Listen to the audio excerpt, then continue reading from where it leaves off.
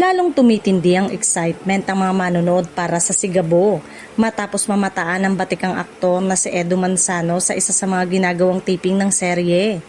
Sa kanyang pagpasok sa kwento, marami ang naniniwalang siya ang magiging isa sa pinakamahalagang karakter na haharap sa pangunahing bida na si Gabo. Sa mga larawang kuha mula sa set, makikitang seryoso at matindi ang presensya ni Edu habang kinukunan ng eksena. Dahil dito, usap-usapan ngayon sa social media ang posibilidad na siya ang magiging pinakamalakas at pinakamapanganib na kalaban na makakaharap ni Gabo sa buong serye.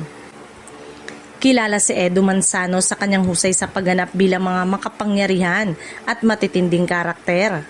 Sa tagal ng kanyang karera sa industriya, ilang beses na niyang pinatunayan na kaya niyang magbigay buhay sa mga papel na may lihim, lalim, karisma at otoridad.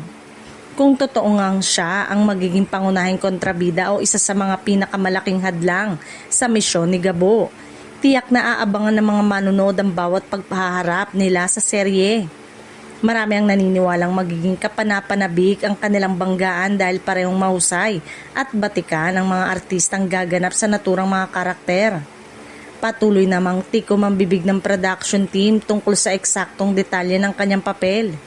Gayunpaman, hindi napigilan ng mga netizen na bumuo ng iba't ibang teorya tungkol sa magiging koneksyon ng karakter ni Edu sa buhay ni Gabo at kung paano niya mababago ang takbo ng kwento.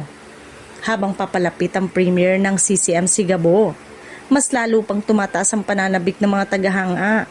Kung si Edu Manzano nga ang magiging pinakamabigat na kalaban ni Gabo, asahan na mas matitindi pa ang eksenang tensyon, komprontasyon at mga tagpong siguradong magpapainit sa primetime television.